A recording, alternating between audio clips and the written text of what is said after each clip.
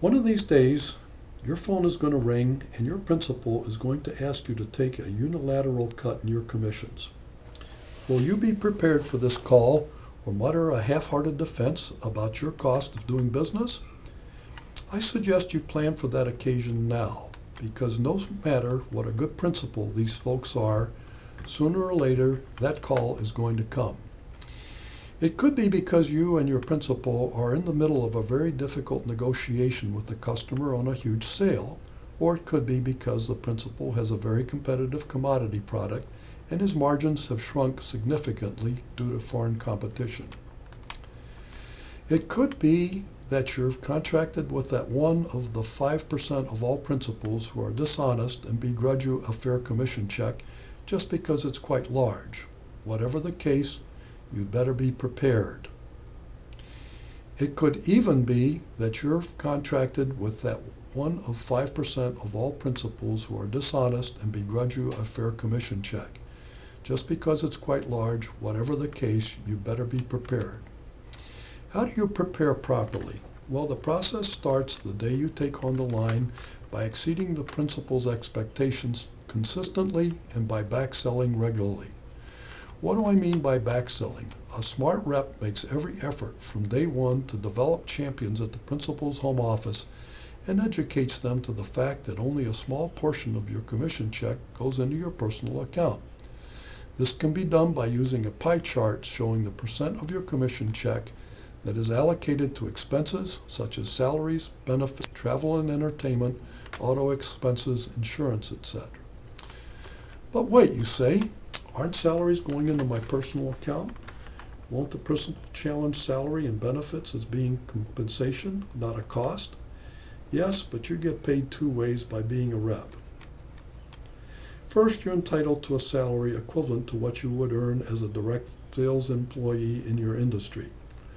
Secondly, since you are a business person who just happens to be selling sales services to multiple manufacturers, you are entitled to a separate profit or loss for the risk you are taking by being in business. So don't be ashamed of showing salaries and benefits as a cost rather than part of your compensation. You can also cite various industry documents that show the cost of making a sales call today.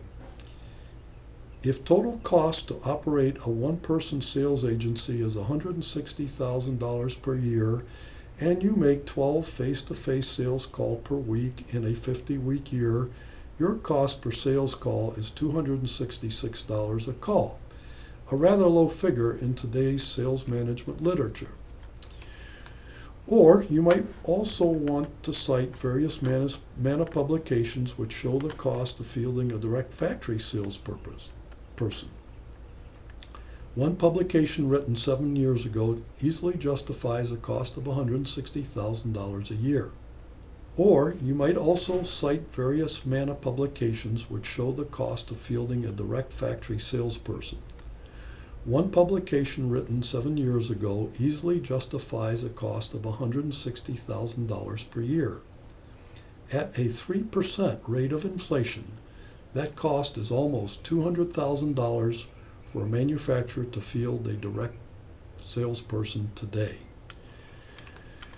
You might also ask your principal if he prefers to incur the fixed cost of close to $2 million a year to cover the U.S. with 10 direct salespersons, or the variable cost of 10 independent rep firms who may field 25 to 30 salespeople at a commission cost that is consistently less.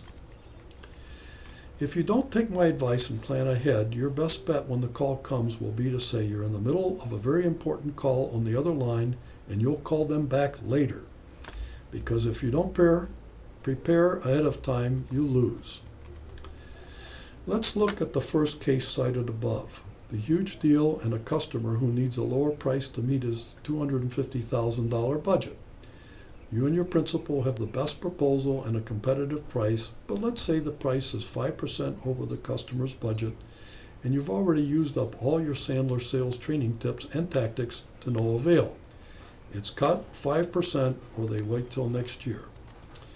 Privately, you confer with the principal who normally pays you 10% or $25,000 gross on an order this size. he suggests he'll split the $12,500 price cut with you. You'll still receive a commission of almost $19,000. Tempting, isn't it? Well, this might be a good business decision for you in the short term.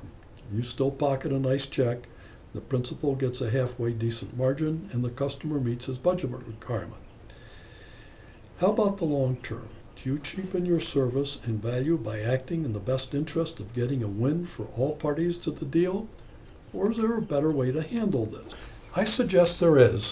First and foremost, Negotiating 101 says to never accept the first offer. It may be a good idea to endear yourself to the principal and the customer, but don't look like a pushover. If you cave too easy, the principal will look to you again and again for commission cuts. Why not be prepared to counter back with $22,000 instead of the $19,000 proposed commission? Or better yet, is there anything in the contract that you signed with this principal when your relationship began that you'd like to change now? Let's say you signed the principal's standard contract that calls for a mere 30 days worth of post-termination commissions. But the product manufacturing and shipment cycle takes 3 months after receipt of an order. Let's also assume your commissions are paid after the customer pays the principal. What happens if you book a huge order 20 days before you are terminated with 30 days notice? Maybe now's the time to renegotiate the post-termination commission clause to cover you for commissions on orders booked prior to the effective date of termination, regardless of when shipped. In other words, I'll go along with you, Mr. Principal, in this one case only, but in return, I want my post-termination commission clause to cover all orders booked prior to the effective date of termination, regardless of when you ship. The rule of thumb here is never give up something without getting something in return. And in this case, you are asking for 2 things in return: no future commission cuts and a more favorable contract. Maybe there is something else in the contract you would like to change, but always get something back if you give up something.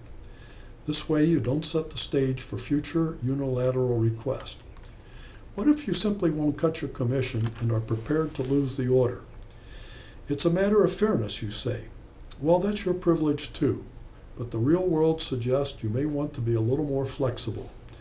I have actually proposed a commission reduction on my own agency when I was convinced the principal was being truthful and had done everything he could to meet competition, but only on a one-time basis and only when I got a contract enhancement to go along with it. Now let's look at the case where the principal has a commodity product that is near the end of its life cycle.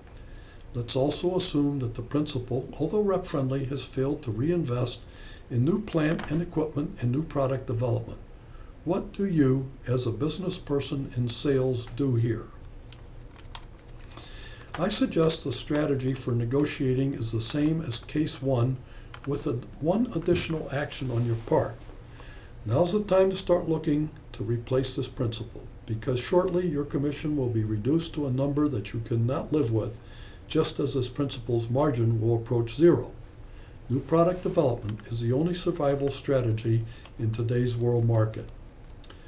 What about the final scenario where you have mistakenly taken up with a dishonest principal, or the company has been sold to a dishonest conglomerate? Here again, realize that all these rep-principal relationships will come to an end sooner or later, and always have a backup plan prepared, which includes replacing each and every principal on your line card. You can mitigate the incidence of this happening by using MANA's guidelines for selecting the best principal. It's called Selecting the Right Representative or Principal Partner, and you'll find it in the member area of the website. Don't take every line that is offered to you without a great deal of due diligence.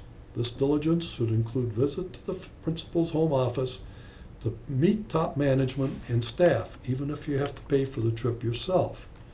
Checking the principal's reputation with other reps is also a great idea. Get the MANA publication that suggests techniques for principal evaluation and study them and use them. Remember, the call will come someday. Be prepared. Constantly review your contracts for possible grades and do not take the first offer. Be a business person in sales, not a salesman in business. Have your negotiating strategy ready, a backup plan in place, and constantly remind your principals only a small portion of your commission check rewards you for the risk of being an entrepreneur.